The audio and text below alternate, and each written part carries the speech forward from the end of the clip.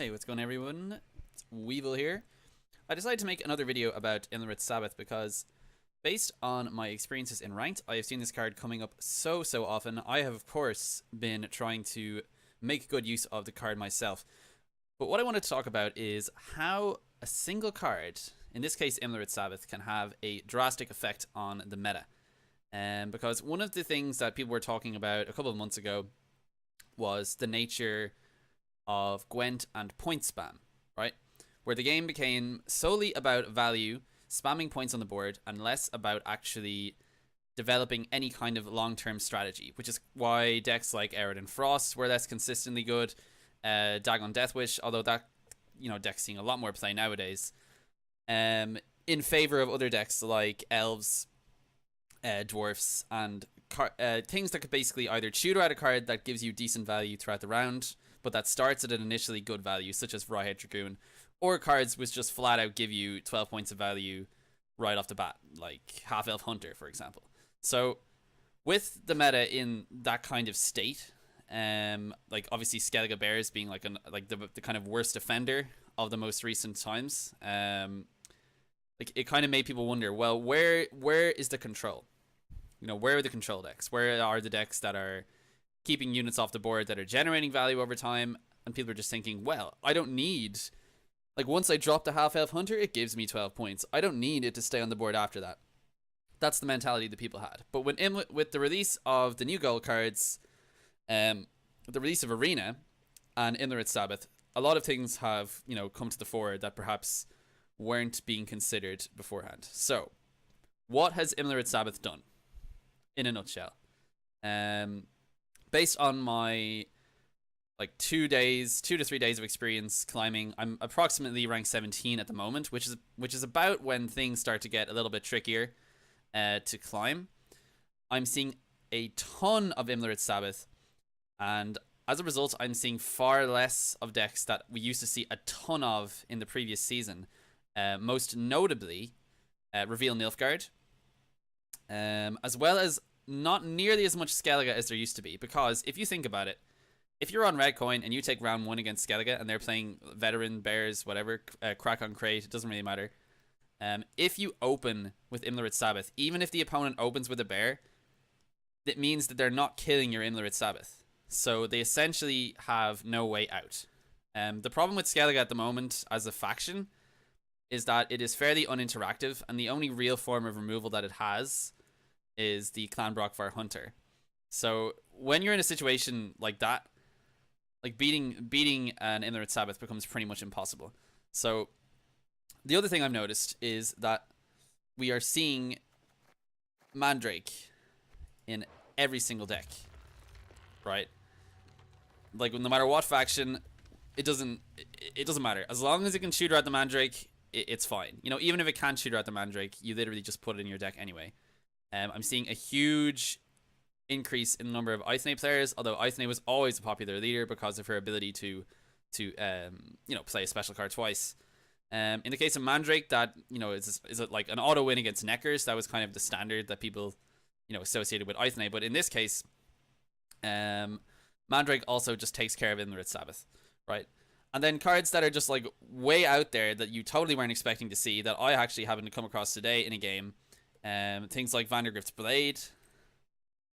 Just because I think I'm spelling that right.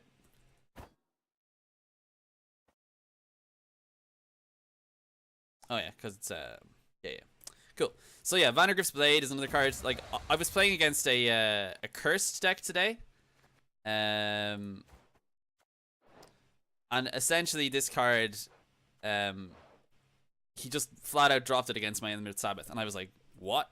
So, like, it's one of those weird examples where teching too hard against the meta actually hurts the consistency of the deck when it's against other things. Because if it comes down to it, let's say you mulligan into VANDERGRIFT'S Blade in round 3, you're not playing against monsters, and you never had the opportunity prior to that to mulligan it away. You're essentially only dealing 9 damage, or at the very best case scenario, you're destroying a bronze or silver cursed enemy that is above 9 power.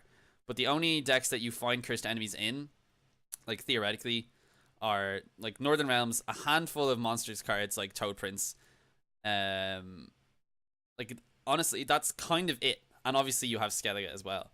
But so like it's good against Skellige, but the majority of the time I would find this card fairly suboptimal and I wouldn't really be inclined to use it. But this was an experience that like I took from playing Yu-Gi-Oh for so many years, that when the meta demands it, people start teching like these crazy cards.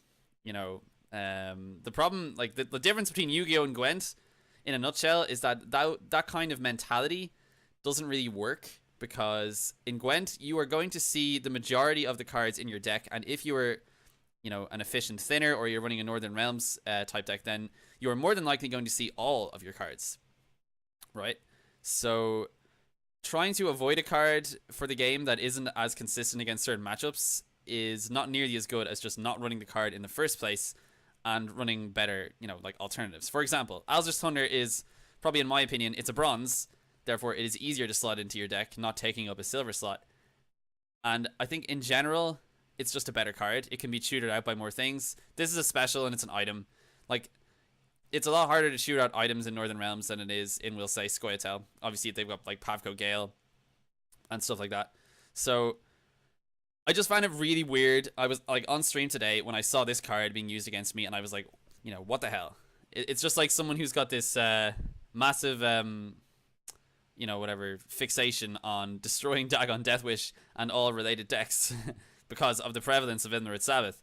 So what I'm going to tell people is that based on my observations of what's going on in the meta, there was far too heavy an emphasis on Imlerith Sabbath, because people, you know, people are almost picking up a deck that wasn't even that good to begin with just to counter it. For example, I saw, you know, Dalbathanis Sentries, you know, becoming popular again, and honestly, I really like that deck.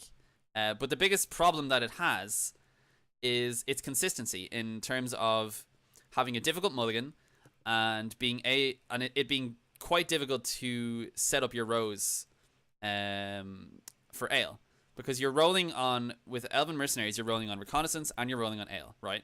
So there's always a chance that you're going to get the Ale before the Reconnaissance, even if you mulliganed perfectly.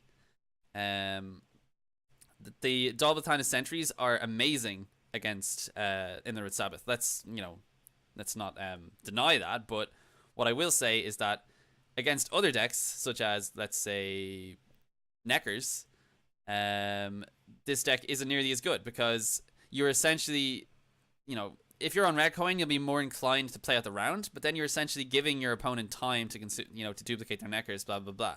If you're against Bruverhug and his stupid Cleaver opener, and you happen to get on, you know, blue coin, you're just flat out not going to have enough time at all. And if he mulligans the Word Answer, you're not even going to have the dry pass. So, like, all of these things, you know, people will just run a deck.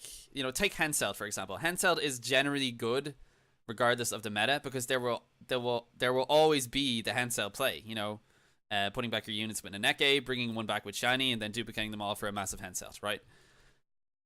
But Henselt just gets completely shot on by Imlerith Sabbath.